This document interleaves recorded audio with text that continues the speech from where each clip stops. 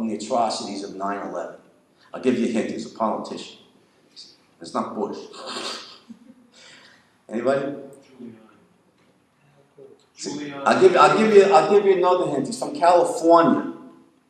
Oh, Davis. No. All right. No. End of 20 questions. His name was Gary Condit. Yes, I know some people. Oh, yeah, I remember him.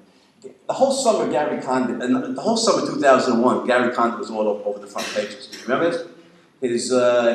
He was a congressman from California, and his aide, Chandra Levy, had gone missing. Now, after 9/11, nobody paid any attention to Gary Condit. But Chandra Levy had gone missing. The D.C. Police Department said Congressman Condit has been very unhelpful in this. He obviously knows more. They said this publicly. You know, the D.C. police. He obviously knows more about his aide's disappearance than he's letting on. Well, they finally found Chandra Levy's body. She was murdered. Gary Condit obstructs justice in what turns out to be a murder case. Now, in what century is he going to be prosecuted and put into prison? Well, the answer is in no century, because very rarely do you bring charges, does the DOJ bring charges against government officials. So don't tell me that, billionaires and private companies, are a threat to people, and politicians are benign, and they're going to protect us from the super wealthy multinational corporations. The technical answer to that, the very philosophical answer, is it's bullshit. Yeah. And the reason for that, excuse me a second. The reason for that is, and Ayn Rand put this very nicely, that a government owns, any government of its nature, owns a legal monopoly on the use of force in a given geographic area. A government owns a legal monopoly on the use of force in a given geographical area. So if you have individual rights and a corporation commits a crime, or doesn't even commit a crime, in Martha Stewart's case, any objective crime, you can put them in jail. But the government is the legal system. It has the whole police power of the state behind it. And in the absence of individual rights, its monopoly on the use of force makes it extraordinarily dangerous. Yeah, so go ahead. What is the proper government then? Proper government, the question is, what is the proper government? Proper government is very, very similar to one founded by the founders of this country. A system of individual rights, of limited constitutional government, where you have a written document, the Constitution, with a Bill of Rights specifically designed to limit the power of the state. So the First Amendment, for example, what's the anti-establishment clause in the first half of the First Amendment? What does it say? The government shall make no laws respecting the establishment of religion. I forget the first, but it basically establishes the freedom of religion in the United States. And of course, the second half of the First Amendment establishes freedom of speech. Those are directed against the government. That's the proper form of government. You have a written document that serves as the basic law of the land that legally delimits the power of the state. So I think the founding fathers did a great job generally. The Bill of Rights in 1790 is an enormous step forward in the history of human freedom. I don't think they went quite far enough. I don't think they left, there's certain loopholes in there that allow the state to achieve arbitrary power. And for instance, in Atlas Shrugged, Ayn Rand's one of the characters, a judge, adding a prospective clause to the Constitution, that Congress shall make no laws abridging the freedom of production and trade. That the government's role in the economy is strictly to protect individual rights, to protect individuals against the initiation of force or fraud. Other than that, the government has no role to play in the economy. Yeah.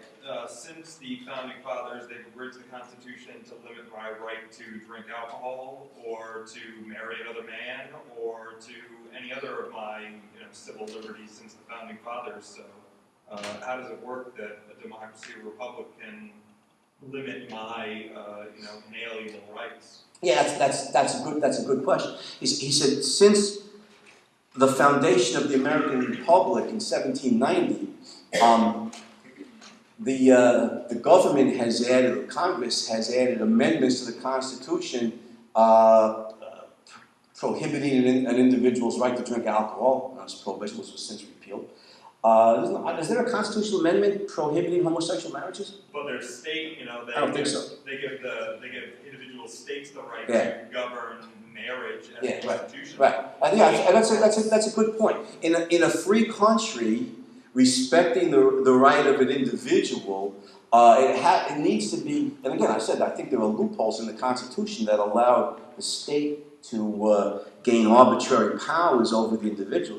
I think that the Constitution, the Bill of Rights, has to be very explicit on this. That the government's role is to protect individual rights, not to violate. So as to protect an individual from the initiation of force or fraud by another. Other than that, the government has no role to play in your life. So if you're a consenting adult and you want to drink alcohol, or you want to use toxic drugs, or you want to have 5,000 lovers, or you want to marry a member of the same gender, or whatever, that is your right. Now, some of those activities may be self-destructive, alcohol, drugs, indiscriminate sex, but that's not the government's role to prohibit it. The individual rights also permits more rational people to use rational persuasion to try and convince, the drug user or the heavy drinker or whatever to engage in a healthier lifestyle and to give up, those self-destructive tendencies. But at the end of the day, if an individual's life belongs to him, then he's got the moral and must have the legal right to engage in self-destructive activities. He doesn't have the moral right to initiate force or fraud against innocent victims, but his life belongs to him.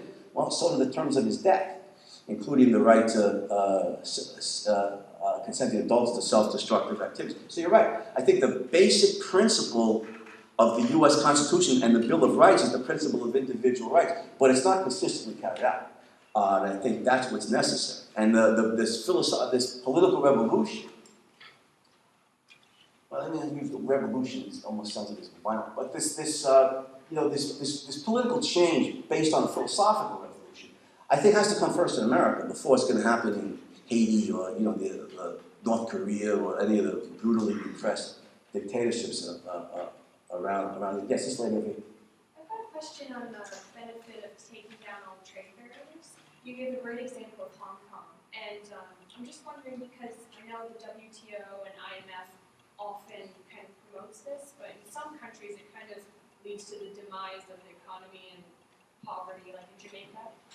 And then there's America, who kind of promotes all of this open trade, no barriers, and yet we don't follow it ourselves. So I'm just kind of wondering, what countries benefit from no trade barriers? Is it just developed countries or slowly developing countries and all countries? That's a good question. Now, before I answer, let me just point something out here. It's an economic question. I'm not an economist. I'm only a philosopher, so I can give you an answer based on my knowledge of this. But there's much on this topic that's been written by economists.